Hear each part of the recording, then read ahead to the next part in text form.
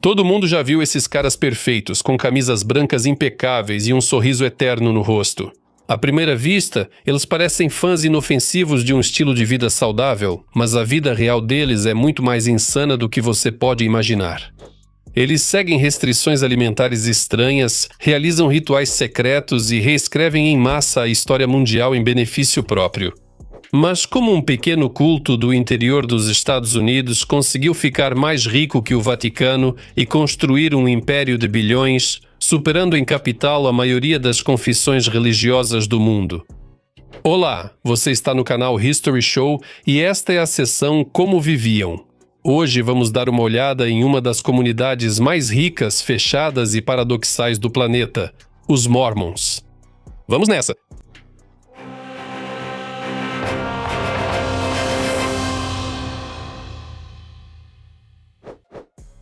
Pré-requisitos para o surgimento. Início do século XIX. Os Estados Unidos haviam acabado de se livrar do domínio britânico e estavam passando por uma forte crise de autoidentidade. A velha Igreja Europeia, para os americanos livres, está associada à monarquia e a restrições sufocantes. Por isso, no máximo, 1 em cada 10 vai aos cultos de domingo. Paira uma sensação de que o antigo desmorona e o novo ainda não surgiu. Nesse clima de confusão, os Estados Unidos são tomados por uma forte onda de hype religioso. Pregadores carismáticos vão para os campos, lotam estádios e literalmente explodem a mente das pessoas. O verdadeiro epicentro dessa loucura se torna o estado de Nova York. Ele chegou a ser chamado de Condado Queimado, porque o ar parecia derreter devido à intensidade do fanatismo. Novos cultos surgiam quase toda semana. Alguns entravam em êxtase na oração, outros se comunicavam com espíritos por batidas nos móveis e outros aguardavam o fim do mundo. Enfim, cada um se divertia como podia. Paralelamente, os americanos eram tomados por outra febre, a busca por tesouros. O país inteiro simplesmente enlouqueceu com a caça ao tesouro. Multidões de adultos, homens sensatos com paz, procuravam ouro indígena ou baús de piratas. Para isso, usavam todo o arsenal disponível, desde forquilhas e encantamentos até cristais mágicos. E isso não era uma diversão para excêntricos, era assim que vivia o mainstream americano rigoroso. Foi exatamente nessa mistura explosiva de misticismo, paz e fervor religioso que se formou o jovem Joseph Smith.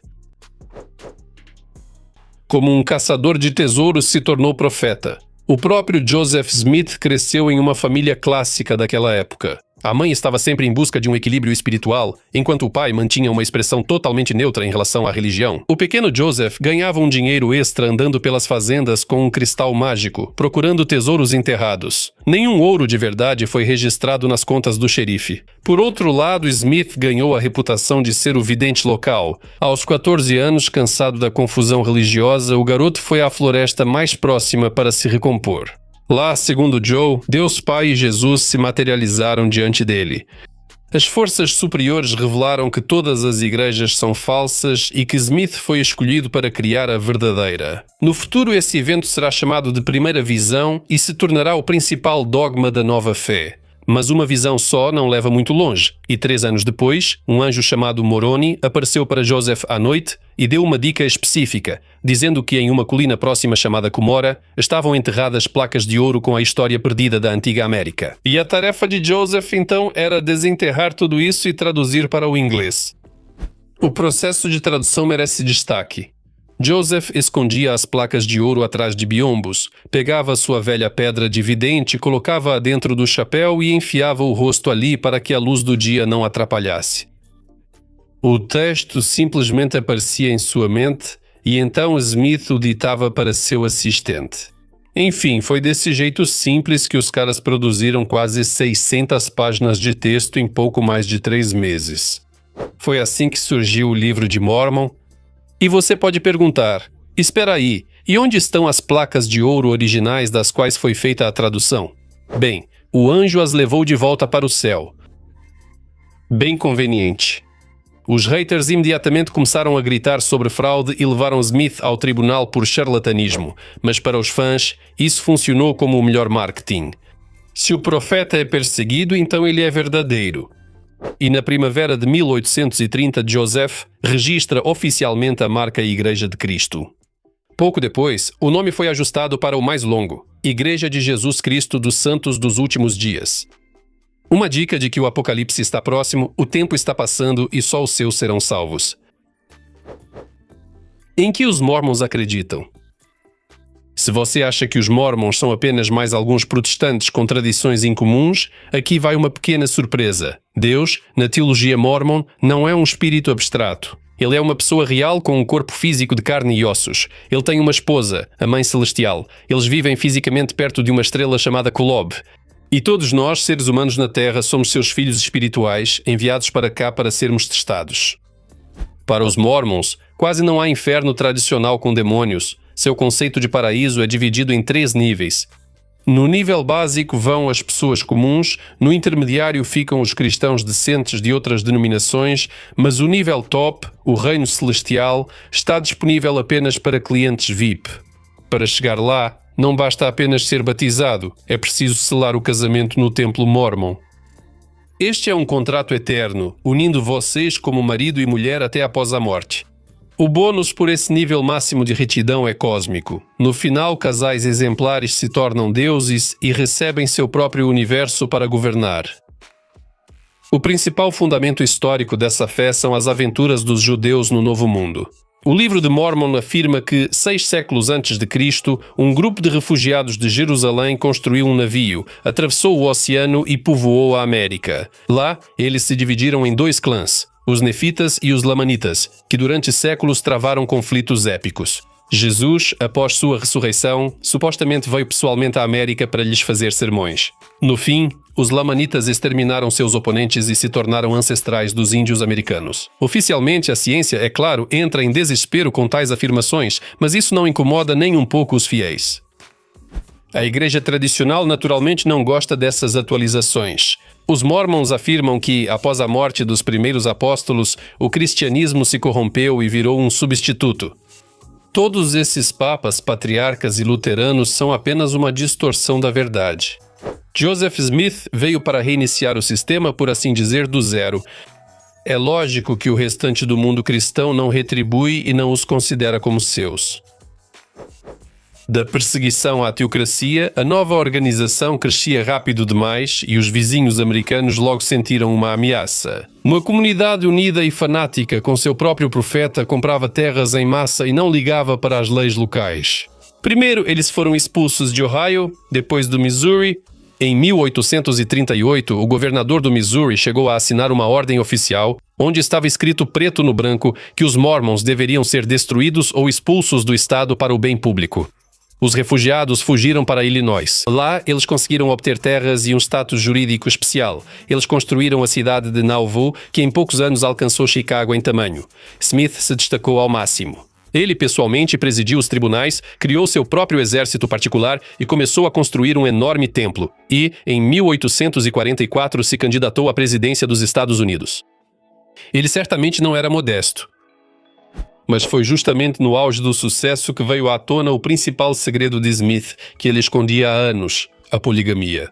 O profeta declarou que recebeu de Deus um ultimato rígido: tome novas esposas ou o projeto será encerrado. No final, Smith secretamente contraiu cerca de 40 casamentos. Além disso, algumas de suas escolhidas já eram casadas com outros Mormons. A noiva mais jovem havia acabado de fazer 14 anos. Quando os antigos aliados de Smith tentaram abrir os olhos das pessoas e publicaram uma denúncia em um jornal local, o profeta simplesmente enviou soldados para destruir completamente a redação. Para a deusa da justiça americana, isso já era demais. Smith foi preso por traição e colocado em uma prisão. Mas ele não viveu para ver o julgamento. 2 dias depois, uma multidão enfurecida de 200 agressores armados invadiu o prédio à força. Smith atirou de volta com seu revólver, tentou pular pela janela, mas foi atingido por vários tiros e morreu na queda. Ele tinha apenas 38 anos. A morte do líder do movimento o transformou em um culto ao grande mártir. Afinal, para os fãs, a morte do profeta se tornou a principal prova de que ele estava certo.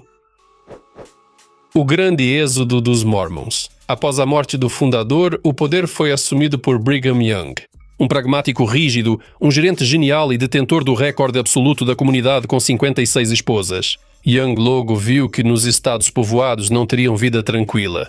E ele elaborou um plano radical de levar as pessoas para fora dos Estados Unidos, para os territórios selvagens e indesejados do que era então o México. Em 1846 começou uma das marchas mais insanas da história do continente.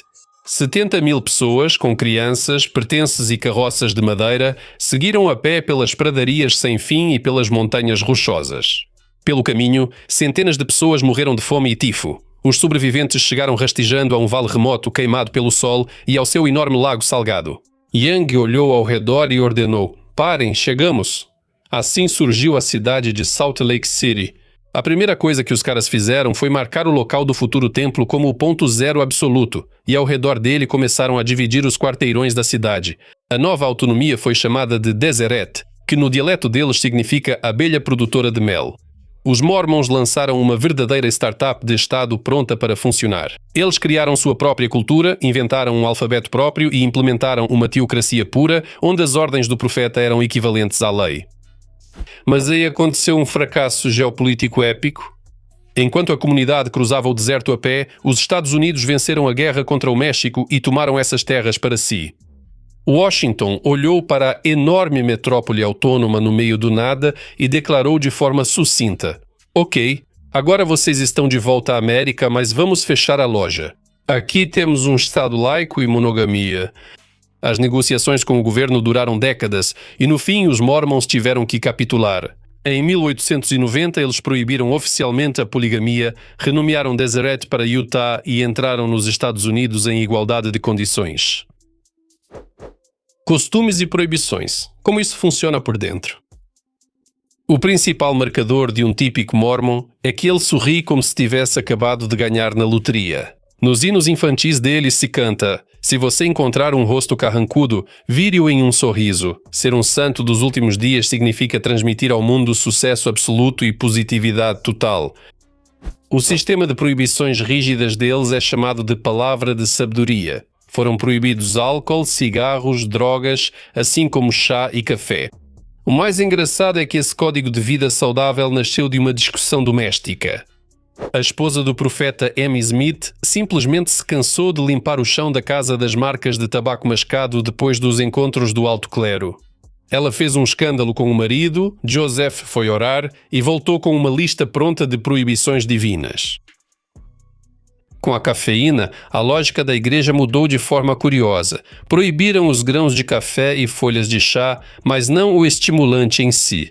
Por isso, ninguém impede os Mormons de tomar litros de energéticos. Esse defeito nas regras fez surgir em Utah uma enorme indústria de refrigerantes sujos. As cafeterias locais vendem Coca-Cola cheia de xaropes artificiais, creme de leite e purê de morango. Quanto àquela roupa íntima secreta, sim, os mitos não mentem. A vestimenta do templo é uma camiseta branca de algodão e shorts longos com marcas especiais que os fiéis devem usar sob a roupa comum 24 horas por dia, 7 dias por semana. Para eles, isso serve como lembrete dos votos e proteção invisível contra o diabo. Sobre sexo, as regras são rígidas, como em um acampamento puritano. Até os 16 anos, encontros românticos são proibidos. Dos 16 aos 18 anos só é permitido sair em grupo, nada de encontros a dois. E depois disso procure sua cara metade, mas já pensando em algo para a vida toda. Lembrem-se, eles se casam em templos especiais, onde o casamento é selado para sempre. Com essa motivação, Utah bate todos os recordes nos Estados Unidos. Aqui, o divórcio é bem menor que a média nacional. As famílias se formam cedo, entre 20 e 23 anos, e costumam ter muitos filhos. 3 por família é o mínimo. Por isso, Utah é hoje o estado mais jovem e que mais cresce nos Estados Unidos. Vendedores da salvação às próprias custas. Você com certeza já os viu. 2 jovens de camisa branca e gravata preta com crachás andam pela sua rua com o leve sorriso de quem está em paz. Esse é um missionário mormon. As condições de trabalho deles fariam inveja a qualquer startup asiática rigorosa. Anualmente, cerca de 60.000 rapazes e moças embarcam nessa viagem ao redor do mundo. Os rapazes servem por 2 anos, as moças por 1 ano e meio. E o curioso é que eles mesmos pagam totalmente por essa viagem. Durante a missão, eles perdem a vida normal. Nada de internet, séries, redes sociais ou música. Só podem ligar para os pais uma vez por semana em horário rigorosamente determinado. Os parceiros se deslocam estritamente em duplas, supostamente para apoio mútuo, embora ex-membros da igreja digam que isso é para vigilância total. Separar-se é proibido. O companheiro é obrigado a te ver e ouvir 24 horas por dia. Para eles, a solidão é um luxo disponível apenas na cabine do banheiro. Antes de irem para o exterior, os recrutas passam alguns meses em campos especiais, recebendo treinamento intensivo no idioma local. Mas o principal é que eles são treinados de forma rigorosa. Usam métodos clássicos de prospecção fria. Atores profissionais nos treinamentos interpretam pedestres agressivos ou depressivos. E o missionário pratica os roteiros. Como iniciar um diálogo, como assumir a iniciativa e como, em 2 minutos, conduzir tecnicamente a conversa do tempo para o livro de Mórmon. Ao mesmo tempo, a eficiência dessa linha de produção é, no mínimo, modesta. Mesmo trabalhando cerca de 70 horas semanais por 2 anos, o missionário batiza em média só 4 ou 5 pessoas. Ou seja, um interessado a cada 4 meses de estresse total e rejeições. Mas aqueles que aguentam essa maratona infernal e não quebram, voltam para casa como soldados corporativos perfeitos, sem qualquer medo de prazos. O império financeiro de $250 bilhão do Vaticano é geralmente considerado o padrão de riqueza religiosa. Mas em comparação com nossos heróis, os católicos parecem modestos funcionários públicos. O capital financeiro dos Mormons é estimado em impressionantes $250 bilhões. Com esse dinheiro seria possível comprar toda a corporação McDonald's, ou então sustentar por um ano inteiro a Chequia, a Hungria e a Roménia juntas. O segredo desse milagre financeiro é simples. O básico é o bom e velho dízimo. Todo Mormon é obrigado a dar exatamente 10% de toda a sua renda para a igreja. 17 milhões de fiéis geram anualmente um caixa de cerca de $6 bilhões. Mas o lance é que a liderança da igreja não simplesmente guarda esse dinheiro, mas há 100 anos investe o excedente em ações e imóveis. A mágica dos juros compostos transformou a comunidade religiosa em um gigantesco hedge fund. No portfólio de investimentos deles, há mais de 1.500 das maiores empresas, de gigantes de tecnologia até contratantes militares como Lockheed Martin e Boeing. Por um tempo, eles até possuíram ações da Starbucks e do império do tabaco Philip Morris.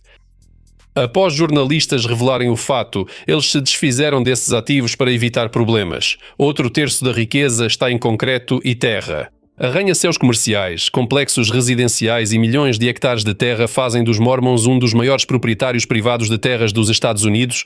Bem no centro de Salt Lake City, a igreja possui um mega shopping de luxo avaliado em $2 bilhões e aos domingos, esse enorme centro comercial fecha completamente. Negócios são negócios, mas o profeta disse para descansar no 7º dia.